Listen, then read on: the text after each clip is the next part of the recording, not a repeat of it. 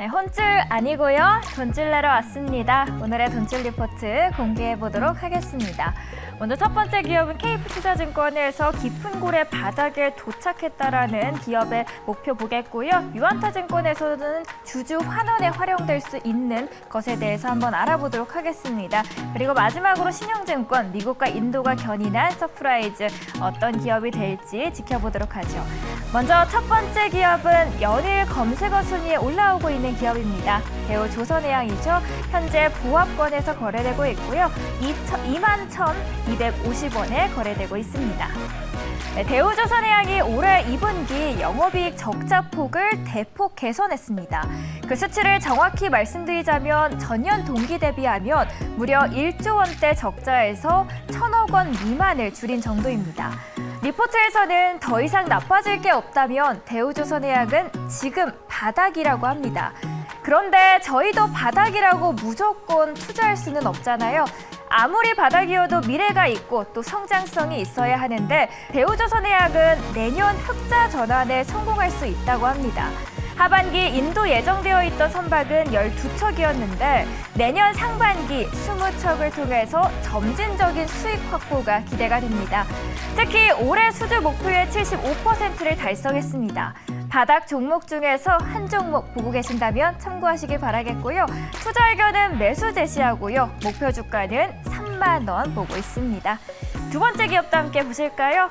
목표 주가를 상향한 증권사 발표에 강세 보이고 있습니다. SL이고요. 현재 무려 14%대 상승하면서 35,400원에 거래 중입니다. 이 기업은 일단 국내에서 현대 기아뿐만 아니라 다양한 해외 차종에도 부품을 공급하고 있다는 점이 가장 큰 장점입니다.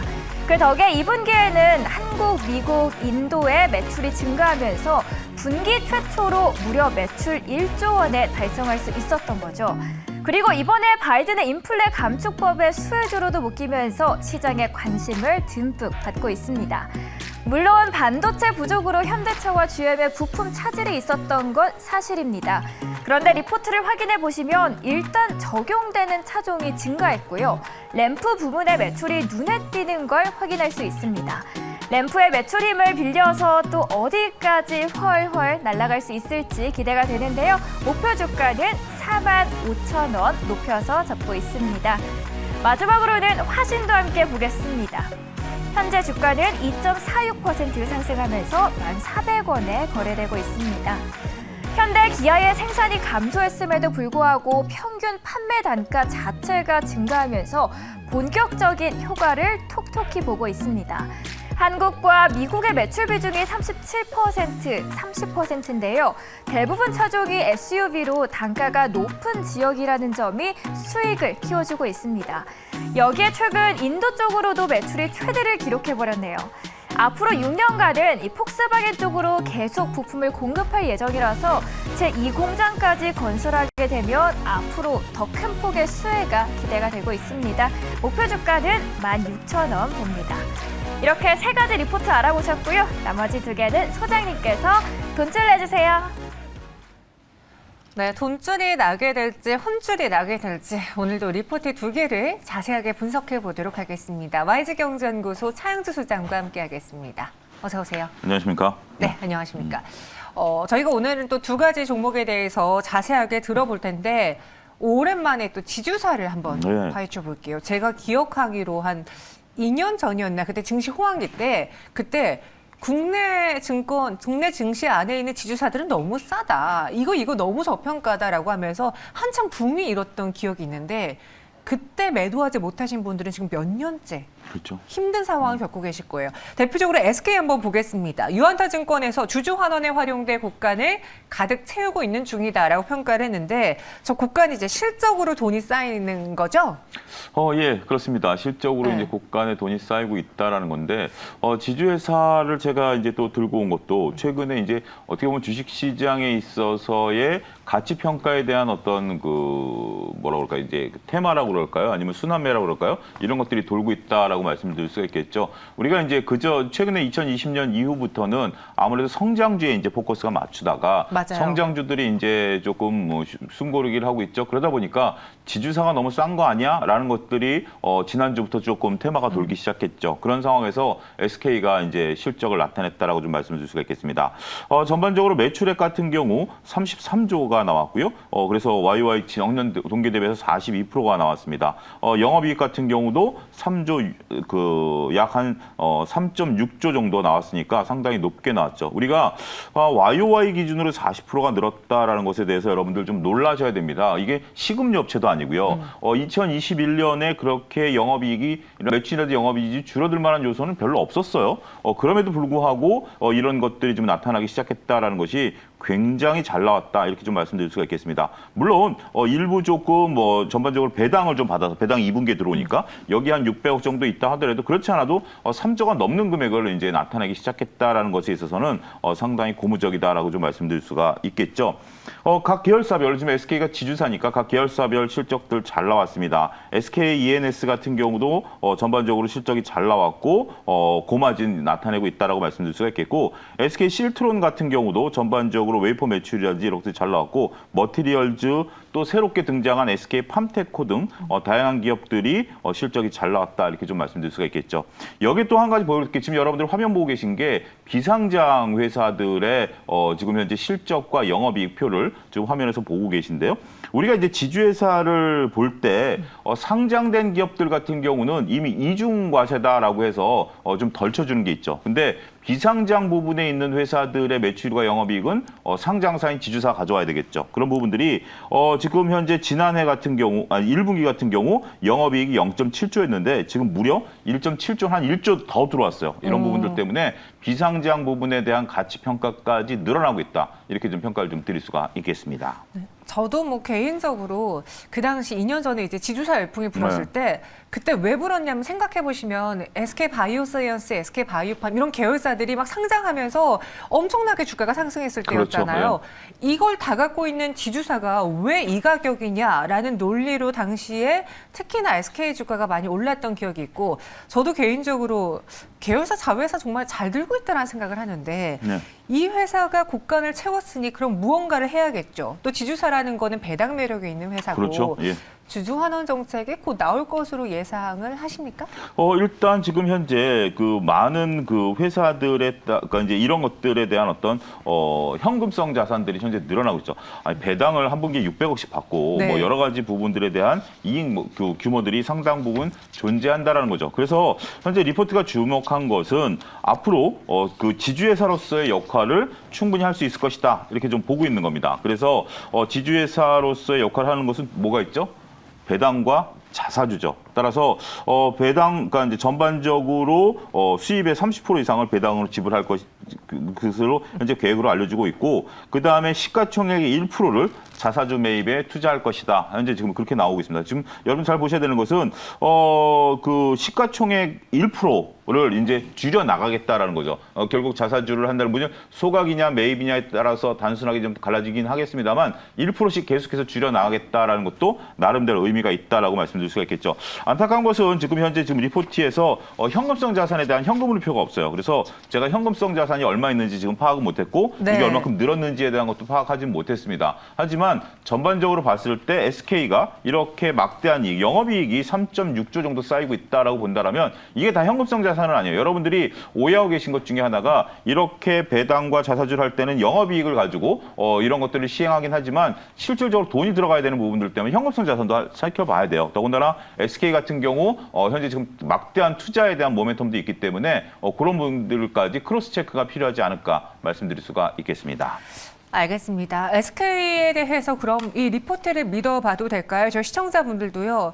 국내 지주사들은 너무나 할인을 많이 받는다라고 이야기해 주셨는데 사실 실적이라던가 계산으로만 딱 들어맞으면 주식이 쉽잖아요. 그렇죠. 네, 근데 여기에다 거래량도 뭐 붙어야 되고요. 매력도 발산을 해야 되는 상황에서 SK 우리 이 리포트 믿어볼까요? 어떻게 할까요? 예, 그렇습니다. 일단은 믿어보긴 해야 되지만 좀 보여야 될 것들은 있죠. 지금 이제 제가 앞서 언급드렸다시피 이것도 하나의 어떤 테마를 탑니다. 여러분들, 우리가 그 기업의 가치라는 것은 어떻게 보면 변하지 않지만 네. 어떤 가치를 보냐라는 겁니다. 여러분들 1990년대, 제가 30년 전 얘기를 하나 끌고 와보죠. 1990년대에 자본 자유화가 실시되면서 외국인들이 들어왔어요. 그때 뭐가 일어났냐면 자산주 혁명이 일어났어요. 자산 가치가 있는데 주가가 안 올랐다 그래서 그때는 자산주들만 올라갔어요. 그런 것처럼 지금 지주사가 정현 아나운서가 얘기한 것처럼 2년, 3년 전에는 올랐다가 한 2년 동안 잊혀졌다가 이제 자사주들이 지주회사들이 다시 눈에 들어온 겁니다. 이건 또 언제 변할지는 몰라요. 하지만 지금 현재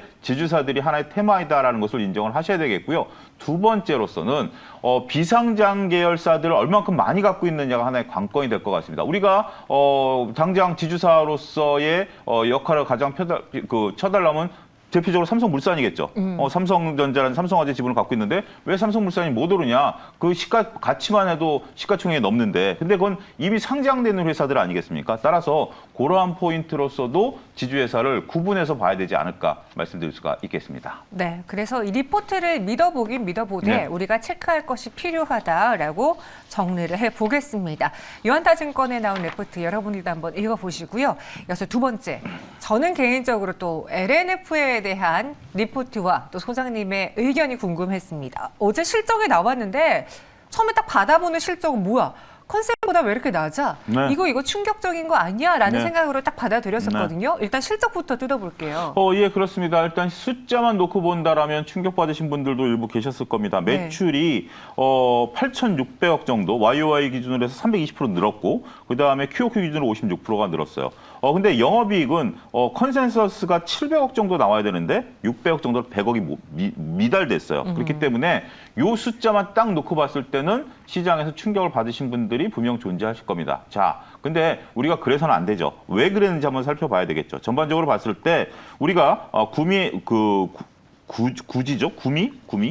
현재 지금 짓고 있는 공장에 이 공장이 조기 가동됐어요. 그러면서 전반적으로 지금 현재 고객사에서 물건을 달라고 해서 쇼티지가 났어요. 계속해서 물건을 달라고 하니까 네. 공장을 조기 가동을 해버렸어요. 그러다 보니까 매출은 늘었어요. 하지만 공장을 가동하는 데 따라서 직원들에게 인센티브 30억을 지불을 했습니다.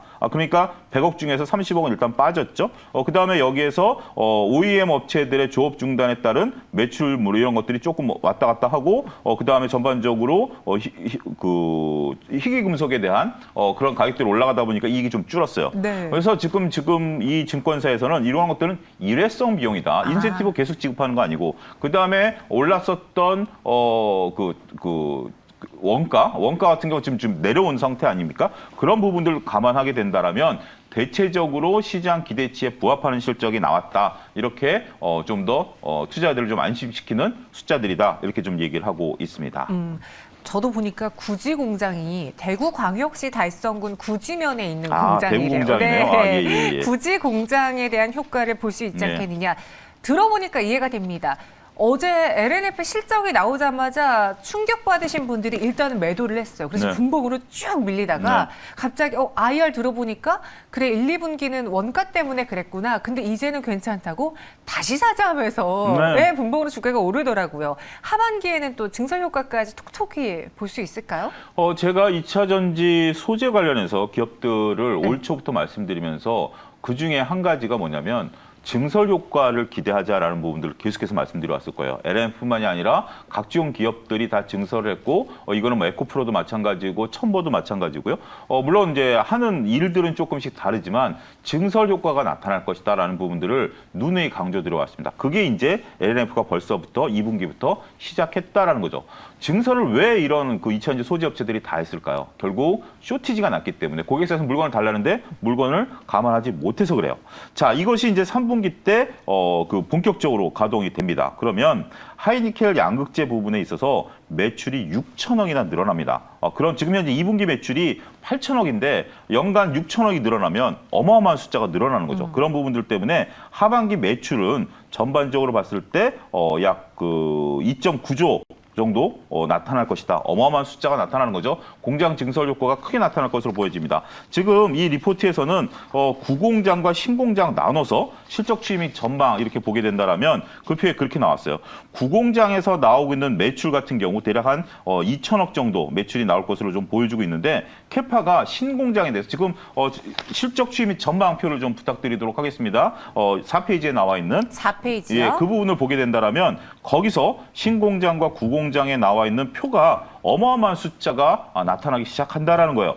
구공장에 대략 한 7배 내지 8배 정도 신공장에서 이게 매출이 일어나게 된다라면 전반적으로 그러한 부분들에 있어서 LNF는 기존에 있었던 부분이 아니라 새로운 캐파로 인해서 물량 증가 효과를 볼 것이다. 이 부분을 좀 봐야 돼. 결국 P도 증가하지만 Q가 증가하니까 뭐 그 정도면 좋다 이렇게 좀 말씀드릴 수가 있겠죠. LNF 이번 실적이 궁금하셨나 봐요. 많은 분들이 과연 리포트에서는 어떻게 평가했으며 차영수 소장의 의견은 어떨지 궁금합니다라고 또 네. 댓글 올려주셨는데 최근에 LNF가 또 어떤 수혜주로 꼽혔느냐. 국내 정부 정책이 아니라 미국에서 있는 네. 인플레 감축법의 네. 수혜주로 꼽히기도 했거든요. 앞으로 LNF의 뭐 증설도 본다면 또 우리가 봐야 될 투자 관점으로 어떤 매력이 있을까요?